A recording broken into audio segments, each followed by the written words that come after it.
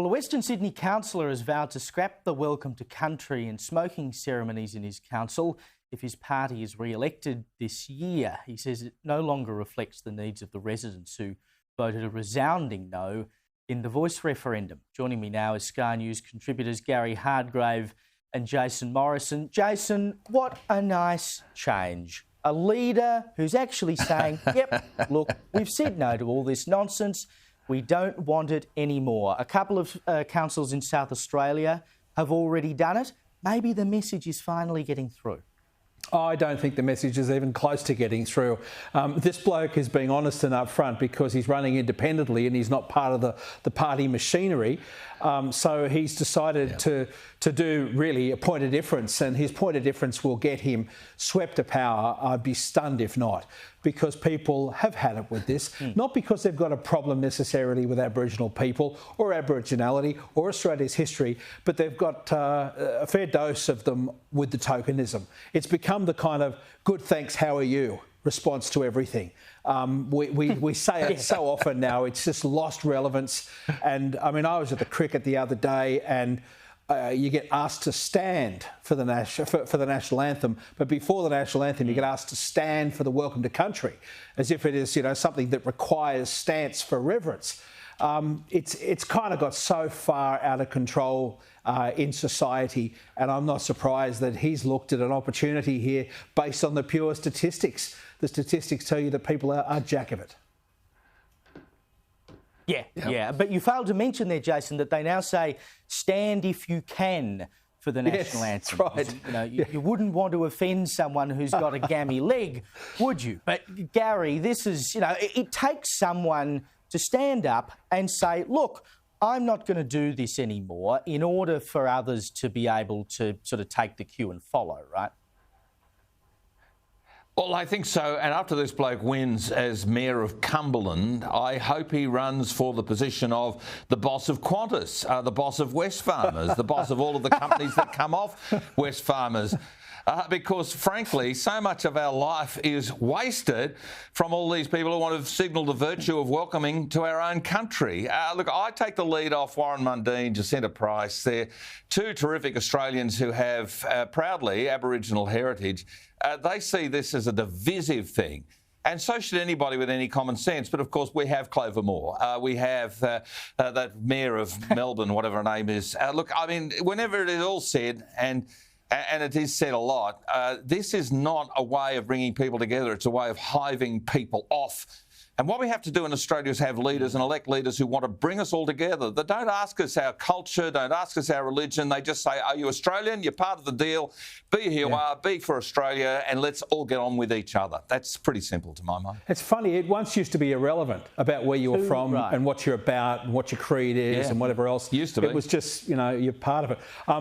If we could get the message to the ABC, the few times I tune in, the number of times I'm greeted to my country being broadcast from another country, because the thing they haven't got their head around yet is if they're coming out of Melbourne, it's kind of not really right to say g'day and welcome to this land, because the land I'm in, or the land that Gary's in, where Gary is, or for that matter you, mate, where you're in South Australia, it's a very different country. But they haven't got their head around that yet, because it's all about making sure people know what you're about. Yeah. Oh, mate. And look, I'll admit, I listen to Classic FM. I still call it Classic FM, not ABC Classic, as they tried to change it to. But every time they have a piece of music that has either been composed or performed in Australia, they have to tell you the Aboriginal land on which it was performed. I mean, they're performing some Tchaikovsky. It's got absolutely nothing to do with Aboriginality, but they make sure they get it in. Now, Pope Francis, Gary, has called for a global ban on surrogacy. He said that the practice of carrying another person's child is deplorable. He said it's a grave violation of the dignity of the woman and child, and that a child is always a gift and never the basis of a commercial contract. Now, when he's talking about commercial surrogacy, which is illegal in every state in Australia, I totally agree.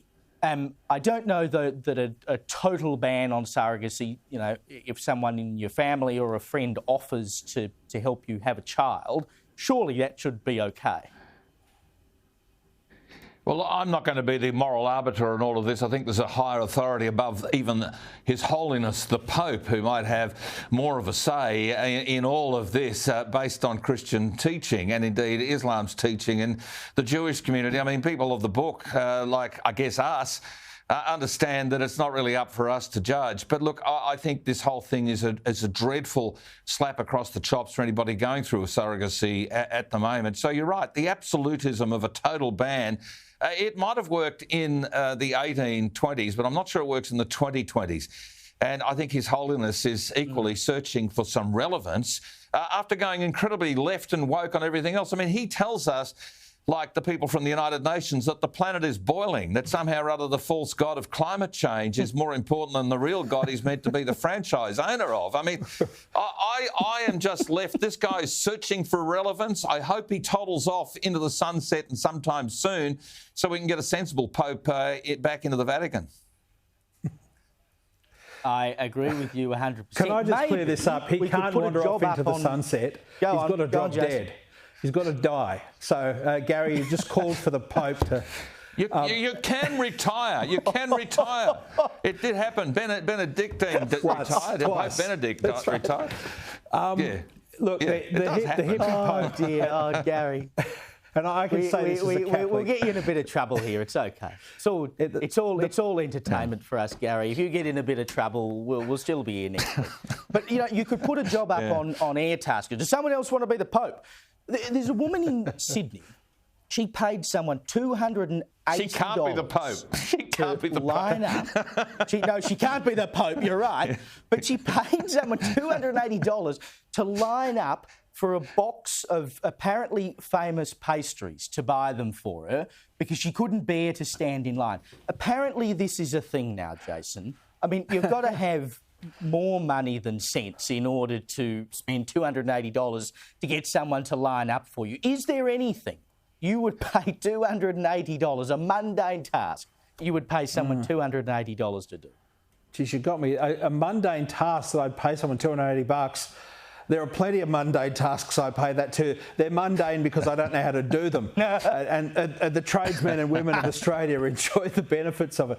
I worked for someone quite some years back who was sort of a major public Australian company who used to have his secretary sit on the phone all day in the days when before the internet, you used to be on the phone to make phone calls for buying tickets. Outrageous. She had to sit there for days and days to get tickets for his kids to go to concerts. And the kids never missed out. They always got great tickets and great seats. And you could thank the secretary for that. So I guess indirectly that someone was paying for that. Someone was. It might have been just the shareholders of the company, but, you know, yeah. Dearie me. And look, just before we get to the break, we won't have time to discuss it, but I just can't get over this. Man in Oregon in the US, he found an iPhone that belonged to a passenger from that Alaska Airlines flight that had to make that emergency landing after the door flew off. He found the phone completely intact. I mean, Can you imagine? You drop your phone when you're on your way to the toilet and it breaks into a million pieces. And this thing, you can see it there, is 100% intact and fell out of the sky. Some people have all the luck, eh?